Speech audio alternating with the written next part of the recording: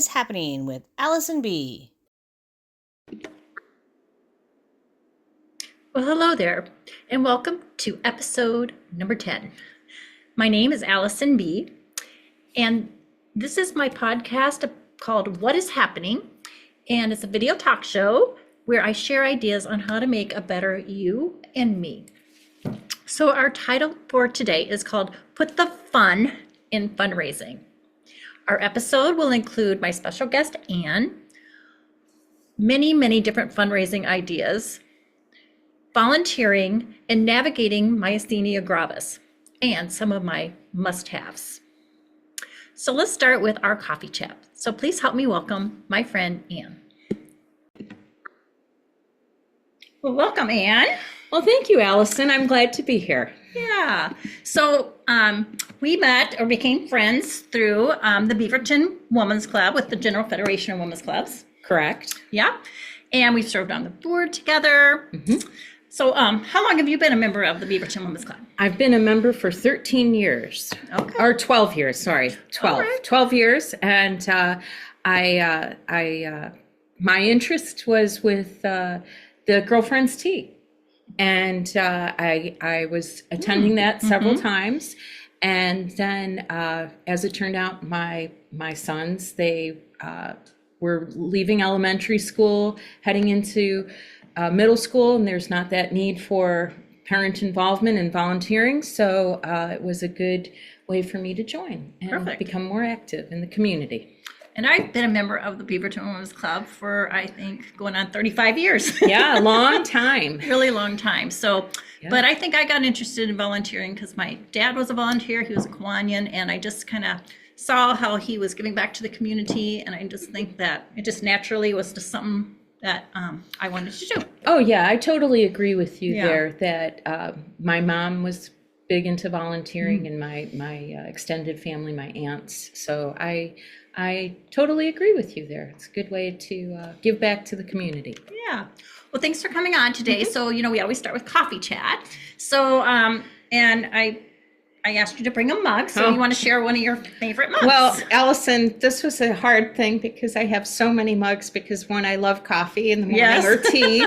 And then, so I have several different mugs. Okay. So the first one is my travel mug.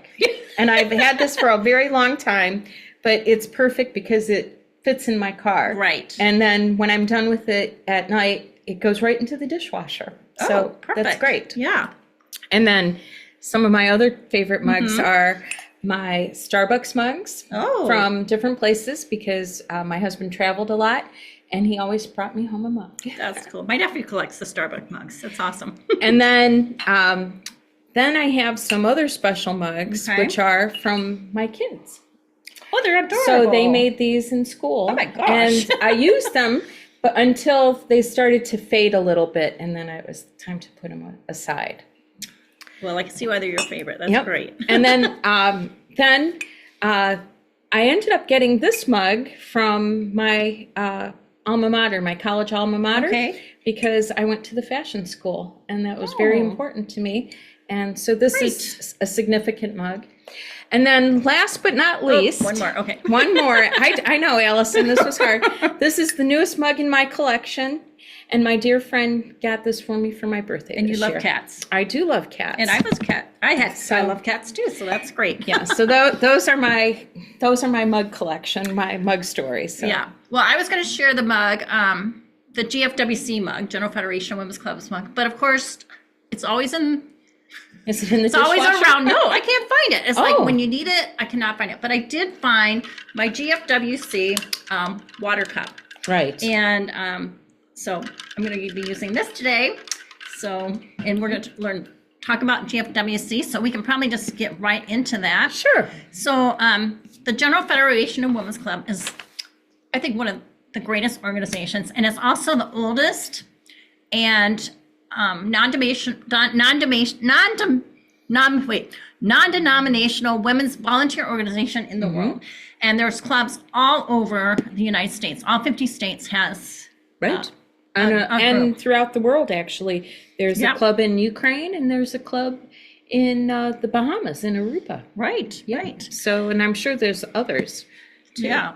Headquarters is in Washington, D.C. Have you been to headquarters? I did. I did go. It's a beautiful older building. Yep, I've been there. It's beautiful. Yeah, and they're doing some renovations now for it, so I it's know. They're very keeping it up. Yeah. important. And it's actually one of 3 buildings, so it's not just one building. So it's a lot. Yep. Yeah. So the mission of the GFWC is to improve communities through volunteer service while supporting the arts, preserving natural resources, advancing education, promoting healthy lifestyles, encouraging civic involvement, and working toward world peace and understanding. So I think their mission is so encompassing that everyone can find a niche in that group. Right. Right. One thing I thought about when thinking about the GFWC, it's like our umbrella organization, and it helps provide some structure for areas that we're of interest in our charities and our philanthropy activities. Like the umbrella, I love that. General Federation Women's Club, and then under that we have different areas. There's focuses. Western states, and then different areas, and then under that we have the state of Oregon for us. And then under that we have all the clubs that are throughout Oregon. So all working toward the mission. We're going to share some of their main focuses, but being a volunteer, there's so many benefits to being a volunteer. Oh, it's very gratifying. Yes. It's very gratifying, and giving back, and I think it gives you a sense of purpose. A sense of purpose, and helping others. And then and there's camaraderie as well, because most of our activities are group activities. And we hear that over and over at our local club, is how people have moved to our state, or after COVID, they just felt like a need to be around people, and they're coming just to get that social aspect, as well as giving back to the community. Right. I was thinking about our talk today, Allison, and when I joined 12 years ago, we averaged pretty much 15 to 20 members for a long time. And then after COVID, we have blossomed. We are now 49 members. I know. I mean, so that's 49 members. I mean, that just shows you, because I know volunteer organizations as a whole have been diminishing. Even from the GFWC, that's a big scare that that we don't have the people out there. But this just shows that people do want to belong. And so it's just to find that way of getting those people connected. Yep. And you always hear, just ask. Right? I just needed to be asked. I've been wanting to do that. So that's very true. Sometimes it is just a matter of asking a person to, hey, can you step up to the plate? Can you step up and join me in this activity? But if you're looking for a way to volunteer in your community, this is great, because there's so many different things you can do, and you don't have to do all of it, but it's just and you just pick and choose what area that you feel led to. So it's time. Look up, there's a website, General Federation of Women's Clubs. Go to that, and it can direct you whatever state you're at and help you get connected to a local club. GFWC.org. There you go. There you go. Yeah, great. So I think we talked about a lot of the benefits. It also helps with self-confidence. I know when people first become in the club, they're like, oh, I don't want to speak in front of a group, but it gives you confidence to do that, and you're learning We're all skills. cheering for each other. Yes. Yeah. I think then that is I think that's a nice benefit, again, as you being a part of a member. It's a social connection, as well as giving back to the community. And I think in particular, BWC, or Beaverton Women's Club, we've really done a great job with our programming in making sure we do that. I know, and again, Allison, I've served with you on your board many times, and currently being the vice president, this is truly our goal, is that we it's not just totally event oriented to fundraise for other charities or philanthropies, but it's a social aspect is just as important.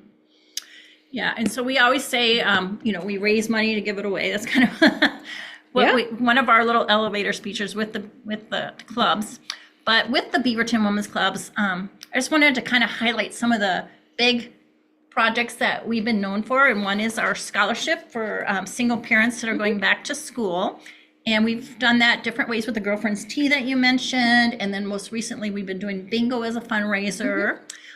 We donate books. We're always supporting our local libraries or doing different book drives. And recently we just did with preschoolers. Right. And encouraging them to go to the library and access those services. I remember we had Project School Bell where we gave $5,000 to this project, and that was allowing families that needed a little extra support to take their children and get brand new clothing versus getting the right. It was through the Assistance League we partnered with, and they had an established program for helping those underprivileged children or folks in need, and getting them, as you said, new clothes and school supplies. And boy, I as an educator, Allison, I'm sure you know that kids just kind of light up. I think having their own and new means something to them. Absolutely. Means something to the children. Yeah. So it's very, very, very uplifting. And, you know, being that we are a nonprofit organization, we do, as Allison said, we fundraise to give money away. And I think one of the biggest projects that General Federation of Women's Clubs supports is domestic violence resource shelters. Oh, yes. So, so we've done many projects in that area. Right. We have, when I joined the club, they had Monica's House. And Monica's House is our shelter for domestic violence victims and families. So it doesn't just serve the women, it serves the families. And we decided that we wanted to go a step further. We didn't want just to support the room, you know, and furnishing it and making sure they had towels. But at the holiday time, we created stockings, and we stuffed them full for the moms, because the children, they always get gifts at there's other Christmas. Resources where they can get the gifts for the kids, but our moms, you know, they're special too, and, For sure. and we wanted to make sure that they felt that love. And so at our holiday time, we make sure we have enough stockings that are overfilled with personal items and sundries that means something for the moms. Yeah. So I think that's a special one of our big projects. Yeah, that's special always program. Every member loves that, and we say stockings loosely because there has been so much stuff donated, like little blankets and scarves, that it ended up being like gift bags, and then we went to like a laundry basket. A laundry basket. Yeah. So these are pretty significant. Pretty nice. Yeah. That is, and then the other programs through domestic awareness. We do the pinwheels for prevention. We partner with the Beaverton Police Department on that, and displaying the pinwheels outside their facility, and that's up for the month of April. And also victim services, we support them as well when they have a need for various items. Typically, it's the laundry soap, toothpaste, soap, a lot of soap, personal care items. And then you've also done another project, which I loved, was when you would paint the rocks. You kind of led that. Oh my gosh. Yeah, that's another really important one. And again, there was an ask from our community liaison that when the victims are going to court, to help them feel more confident, because, you know, they some instances they might have to face their aggressor, or just that they need to have that extra support. So these are just little rocks that are held in your hand that have inspiring messages on them. And that's been very well received in our group. And something easy to do. So anyone can do that. Yeah. So Yeah.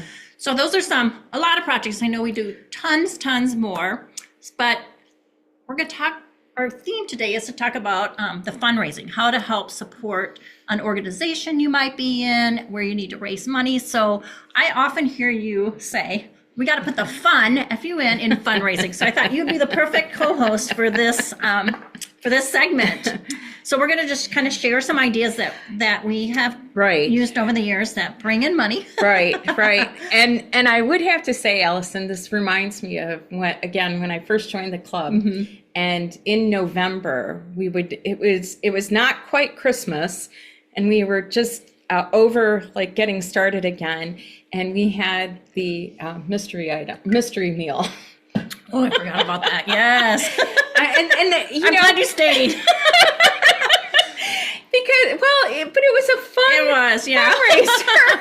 It was, the premise was we would have a meal that was divided into, let's say, 5 different courses, and you were random, and each course had a random code word, mm-hmm. and then the time that it was served to you. So maybe you got on your first course for you could have been dessert, right?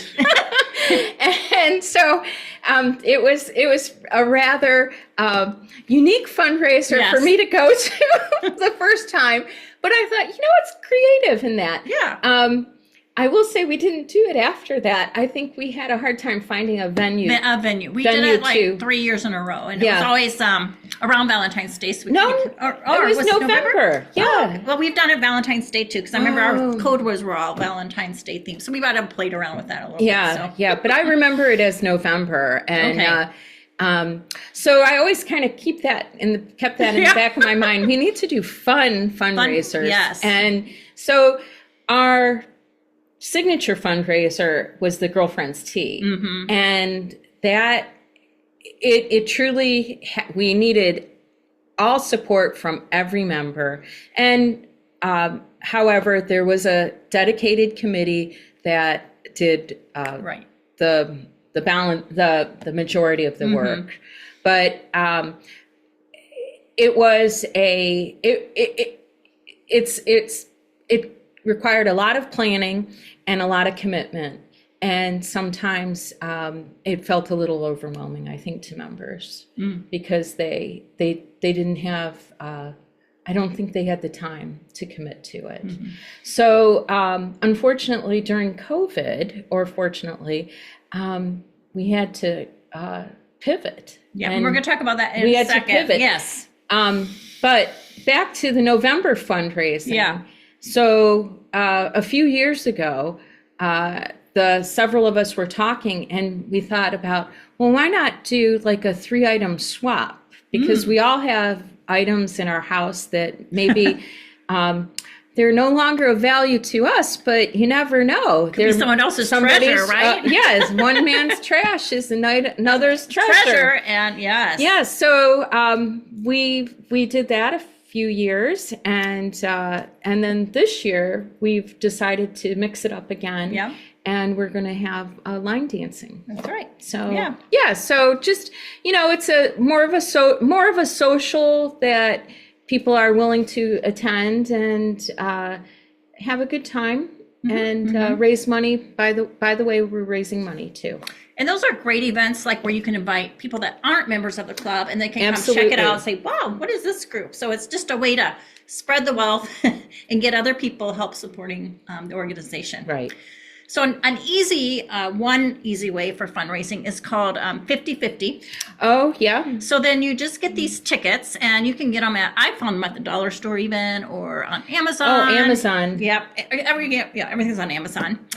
And so the premise behind that is you sell the tickets. So I think at our bingo, we were selling them as for $10. $10 because they were the golden tickets. They were the golden ticket. But I've seen it where they've done it arm's length for a certain amount of money, or 6 tickets for $5, that type of thing. Mm-hmm. And so then you just put them all in a bowl, and at the end of the evening, you sum up what you've raised, And half goes to the person that wins, right? and half to the goes organization. Yeah. Yeah. And sometimes we've done it, I've seen it where they do give 2 prizes away. Yes. So 50% goes to the club, and then you have 2 prize winners that are split that, Yeah. 25 and 25. Yeah, and I know at our last event we raised $900 in that, and so $450 went to the winner and $450 back to the what that was designated for.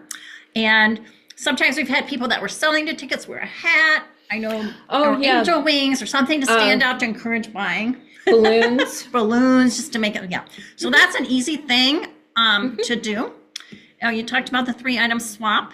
How about these baskets? Oh gosh, raffle baskets or silent auction baskets. Or oral auction too. We're going to throw that in there too. All 3 ways. Oh, that is so true. We've done all of it. Yeah. Okay, so on our baskets, typically we like to, when we have our fundraisers, we have a raffle ticket for $1 that you can put into a basket or a little bag container, little bag that can then you have your chance to win that basket. And our baskets tend to be about $100 value, if not more. And they're definitely theme related. Like we've done game basket, we've done coffee and tea basket, restaurants, we've done restaurants, and we've done the local sports teams as a theme.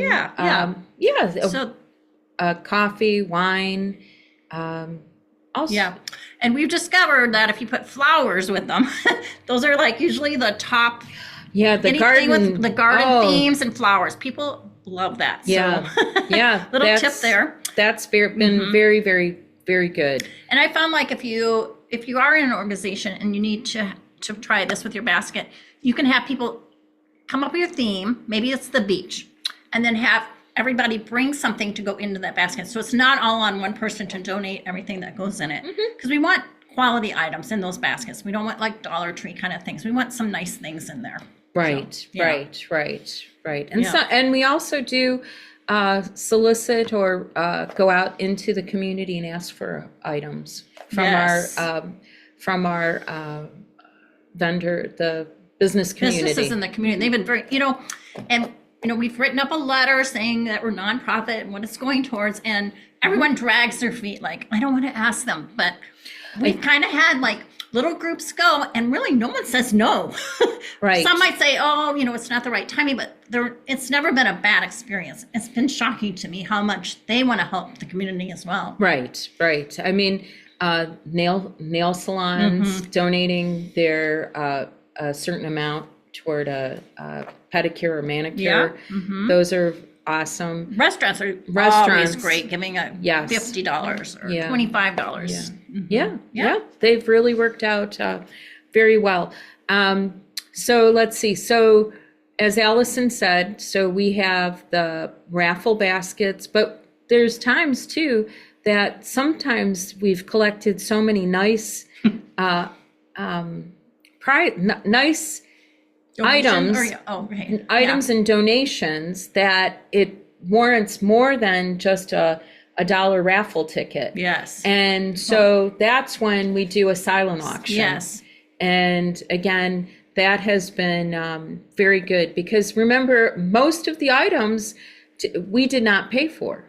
They were donated to us. So this is all a bonus for us. And it's great too, because let's say we'll get some golf packages. Well, we don't want that as a prize for everybody. Not everyone golfs, but on that silent auction, those little golfers are going to go in there and try to get that good deal and do that silent auction and try to outbid each other. So it's that, and we've done wine baskets that way too, because they've been very good to bring in the money. Yes. Bring in the money. Yeah. And that's what it's all about. And then I think if you do have a bunch of theme baskets, I think it's good to pull a couple and do the oral, because just any different ways you can get people, like you could do the silent, but then just think, you could have just had those 2 in the raffle, but now you're going to do an oral auction. Right. So that's even more money that's going to be raised. So, right. Yeah. And one thing that we did, was about 10 years ago when we were still doing the tea, and we decided that we wanted to have a more consistent way of funding our scholarship to PCC. Oh, we're going to talk about that. Okay. Yeah. So I'll hold on that thought. Yes, Okay. because I do want you to share about that. And then what else, Allison? One other way when you're doing some type of raffle or basket and we did it a few years ago, we did the gift card pull. And again, businesses that donated their gift cards, we kind of, some we put at face value, some we actually discounted. And again, people were very, that was very well accepted, where people wanted to go ahead and participate. Yeah. Yeah. Great. Well, you're reminding me of all these other different ways, I know. too. We've done a lot over the years. Yeah. Now, here's one of my favorite, Bunko. Oh, yes. Yes. Bunko is a fun such one. an easy fundraiser. What do you just need dice, 3 dice per table. You can play with any amount of people. It doesn't matter if it's odd or even number of people. And you just need a little score sheet. You can go online and get that. And so what we've been kind of doing is we've been calling it Bunko for charity. So we've been having each person pay like $20 to participate. And we don't hear any complaints. They're more than willing to give that. And Bunko's great too, because children can play, men can play, women can play, everyone can play. And we've done it with our club. We've done a Halloween Bunko. Here's a picture here showing that, where everyone wears a costume. Yeah. And poolside Bunko. Poolside Bunko. So we did it around a swimming pool. And then I think it was so well received that our state our state chair took it on. And remember when we did the Bunko at the funeral home? Oh, yes. I did. I was in charge of that. Yeah. And they said we could use their facility for free. But it was something we'll never forget. Playing Bunko. Yeah, that was interesting. You know what else about Bunko? When COVID hit, we still had to be creative, and life kind of did slow down, but it still went on. And we're like, how can we raise money when we can't get together? And we had to think outside the box. And we were able to play Bunko on Zoom. Yes. Yeah, so that's another great thing. And just think about, so we usually have about 25 to 30 people times $20. You know, it's a sure, easy way to make money. Yeah. Yeah. And then bingo, we did that. We started with that with COVID as well. Doing bingo because, online through Zoom. Yeah, we had, we couldn't have our girlfriend's tea. Yeah, that's we had. So how do we make money? So Allison spearheaded that in getting the bingo together. And one nice part about bingo online, we were able to get a real wide audience, meaning we had folks from out of state. Yeah, it just wasn't even local. That's right. Yeah, and then we just had each member provide a $25 gift card to anything, to a chain, so that if you did win from a different state, you could still use it versus just in the local area. But we did that several years. Yeah, we did that. Yeah, and what was, again, good, the members were willing to come up with a $25 gift card. And we had enough prizes for our 10 games. Yeah. And then we even did the paddle race online, and very successful. Yeah. So I just went online, and here is the company I use, or the online for doing the bingo cards.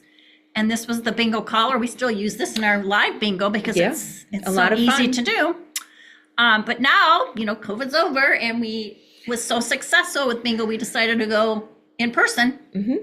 And we found a venue that would accommodate, what do we usually have, about 100? The venue holds 160. Okay. I think the first year we did it, we were at 150 or 130.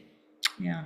I don't know. It was a lot. Both times we've done it at the Elks Club. It's been very successful. Yeah.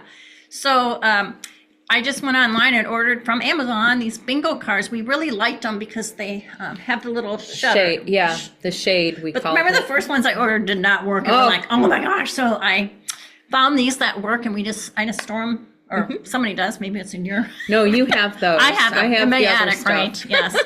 So we just pull them out each year and go for it.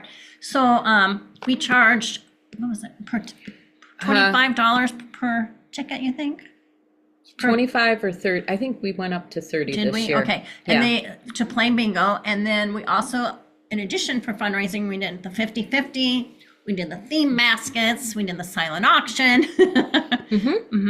And then sometimes we try other things, like we thought it would be to have soda pop or water, but that really didn't go as well. No. So we won't do that again. But you live and learn. I mean, I think sometimes that's kind of, again, how you learn. We won't do that again. Right. Yeah. But we did find that the 50-50 was very good, and we did the raffle baskets are very good as well. Absolutely. People look forward to those because they're beautiful just to look at. We've sold popcorn. Remember? Yeah, did we had popcorn one year. One year. Yep. So different things to raise the money, and then we've been getting all the prizes from local businesses, and they've been very, very generous. So it's pretty much per round they were getting like $100 prize. Yes. So it was worth it. Yeah. And then we had we garnered enough prizes that we also had door prizes. Door prizes in between. Yeah. Yes. Which were value probably about $50 each. Yeah, which was a nice thing. We could have more winners. Because more everyone winners. wants to win little Everybody wants to win. So you were talking about that paddle raise earlier. Do you want to share about Sure. that? So the paddle raise came about, as I was saying, we support a scholarship to our local community college for a single parent going back to school. And, with education costs going up, and we have a committed amount, but we'd also like to go over that because, again, there's so many extra costs. And so we started this paddle raise, and that dedicated amount of money goes to our recipient. And the paddle raise starts at a high value, such as $200. Sometimes we've gone as high as, I think, $250. And sure enough, we do get folks that are willing to commit to that. And I think they commit to it because we also talk about or have a testimonial from our recipients. Yes, and where they talk speaks to about your heart. how meaningful Yes. and how grateful they are for the scholarship. And then we go from there. And quite honestly, Allison, I think we started raising like $2,500, and now we raise about $5,000. Yeah, definitely. And that's annually. Yep. So we just get these paddles. You can, again, get them on Amazon, and then kind of that cricket, and we have numbers on them, 1 through. So and I love how you'll say, like, if you want to donate like $200, this will go towards the recipient's books. And then and you'll say, does anyone want to donate? And if you want to donate, you just raise your paddle, and you'll say, thank you, number 4, thank you, number 8, and when people are kind of encouraged, they get caught up in the moment, like, oh my gosh, this is really, really something. So it's been awesome. Yeah, it has. Awesome. And then I think it also takes the burden off of our budget. Yes. And as a club, because, we want to be able to provide for this, but hey, now we have a dedicated amount, and it's really worked out well. One year, Allison, when we were still with the T, I think we raised I don't know the amount. We ended up giving away 3 scholarships. Yes. Yeah. And it was, again, very, very awesome to do. Yeah. It was really good. So those were like our big main ones we wanted to share today, but we also have a couple little bit of think outside the box that has been raised to raise money, and I just kind of want to share those. And I was at the state level a chairman for putting on a fine arts scholarship contest, and we would have high school seniors all throughout the state of Oregon compete, and they could win a scholarship in 4 different areas. One was essay, vocal, instrumental, and visual arts like painting or photography or pottery or that type of thing. And we have to raise that money every year, it's, from scratch. So we decided to do one thing I came up with. Well, I got this idea from Western States, actually. It's called these little boxes, and I kind of changed the name to my Tiffany box. So I bought these on Amazon, these little Tiffany blue boxes, and I put a candy in each side, and I wrote a number on the lid inside of all these boxes. And people could buy a box for $20. And I would sell out every time because people were just so generous and wanting to support. And then at the end of the evening, or the event, I would have a random number caller, and the first prize I would always give like $50, and then people could come up, and I would have like little things I would just collect in these little bags and hand them out to some winners as well. So, and I called myself the Tiffany Princess, and I'd wear my crown, and I think I did this for like 4 years, I think. Oh, as long as I can. I was or more, going maybe. to state conventions. Yes. You've always done the Tiffany box. So that was like 500 and 600 I would raise just by these silly little boxes. And then, but I also had to raise money at the other state meetings as well. So I came up with, you can join the Oregon Orchestra. And I bought these little instruments online in a bag. So it was a little trumpet and a little French horn and a tuba. And I would say, come join my orchestra for $20. And then they'd come up and I'd hand them this little instrument, and then we'd play this music and everyone would play, and people supported that. Yeah, she was the conductor. I was the conductor. So that went so well. I'm like, okay, what can I do next? Well, I saw that Cyndi Lauper was doing a farewell tour, and I thought, well, I could be Cyndi Lauper. So I got this crazy little costume, and then I had boas for everyone, and you could be either a backup singer or a dancer for $20. People came along and did that, and then at when there was time during the meeting, we took a break and played Girls Just Want to Have Fun. Right. And we danced around and we sang, and how easy was that? It was. Yeah. It was. Yeah. So, well, it was good leadership that you had. Good inspiring. I don't even know how these ideas come up, but yeah. So, well, I think they come up, Allison, because you're creative. And I think we all get together and start talking, and we're like, yeah, we could do that. Yeah. And it kind of feeds on each other, Yeah. because the 3-item swap was an idea with 2 other members, and we started to talk, and we're like, we can easily do that, put that together. Yeah. And it really was it's been a good event. yeah, Yeah. it has. Yeah. Anything else? Oh, Allison, you touched Did we on a cover a lot, lot? We but did. boy, there's so much more. I just can't Yeah, think of it all. that's but okay. It's been great. It's Yeah. been great to work with you. And you too. So. It's a lot of fun. All right. So everybody out there, put the fun in fundraising, and good luck with all of that. And thanks again for coming. My pleasure, Allison. Okay. Thanks for having me. You bet. Take care. Okay. Good luck.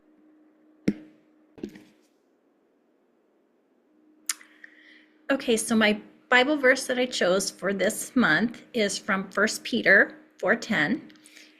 And it says, each of you should use whatever gift you have received to serve others as faithful stewards of God's grace in its various forms. So, I mentioned before how the Bible is my truth, and I do a Bible study every day, and I'm reading the Bible from cover to cover. And I just love this verse because it is talking about volunteering, and it just goes with our theme so well that God's given us so many talents that we are to share with others. So that is my takeaway this month, is that if you can just volunteer and check it out. So maybe you volunteer at a food bank, or just go visit someone, an elderly person, or volunteer at a nursing home, or in a school and help children with reading and whatever you're interested in. I hope that you will be encouraged to do that. Okay, I want to also update you on my journey with myasthenia gravis, which is my autoimmune disorder. And I think during this episode, my voice kind of went in and out, but really haven't made much progress. I kind of feel like the Vyvgart I'm getting the injections, but they're just not working like they did in the beginning, and maybe they didn't work as well as I thought they did. So my neurologist is hoping to put me on another drug and try that one, which will be great because I really, I can make it through a day. I just know that when I was on the Cellstep, I was symptom free, and I kind of want to get back to that because I really am struggling with the voice all day long where it gets real nasal, and I just have to keep taking my Mestinon pills constantly. The breathing, I've done a lot of tests to figure out why I have the shortness of breath. But I really think it's due to the myasthenia gravis as well, but I just know I need a lot of rest. So it really seems to be the worst when I'm in hot, humid areas, and I'm really busy. So on my vacations, which is kind of a bummer, that's when it's the worst, but I've just been kind of taking this past week or so, just hanging low, and things have been a lot better. So anyways, that's where we're at. I'm just kind of hoping that this new drug will get approved so I can try it. And yeah, so that's my update there. Okay, so my must-have for this month is these clear protectors. They're called dry erase protectors. I got them on Amazon, or you can get them on Amazon, but they come in multicolors, and you can see that they are clear, and that's why I love them, because I can, how I am. I'm not always organized, and I misplace things. These I'm not going to lose because they're going to be very visible to see. And I'm kind of thinking maybe I shared these before, but I'm going to share them again because they are so awesome. So I think you can see I totally use them, and I just have them for different things, and then I just put whatever I need inside of it so I can keep myself organized. And then you can even put a clip at the top to keep them all together. And so these are all the things I'm currently working on, and I just pull whatever. This one's about my medical journey. So this is phone calls and documenting of dealing with insurance and talking to people. So I have it all in here, so I can just grab this when I need that. So I will have the link on my YouTube channel, and you just I think you should get these. They're wonderful. Okay, so for my craft, because it is October, I want to share this cute little thing I found online. Actually, when my friends were out last summer, well, maybe 2 summers ago now, we made these little soap dispensers. So it was super easy, and we just gave them, they gave them to their neighbors or friends they worked with. I gave them as prizes for our little bunko. So I do want to share this. So let's see this. Follow me for more ideas. The best $3 Halloween decor hack. Hi, Shannon. Today in my Halloween series, I'm sharing the best idea. I found Juicy Peach soap for $1.25. Cut the back off spider rings, put them in the soap. Smells good, looks spooky. Follow me for more ideas. The best $3. Okay, so that's what I wanted to share, and I loved it, and people were really happy with them. So hope you enjoy it. Okay, well, thank you for joining, and I look forward to seeing you again next month.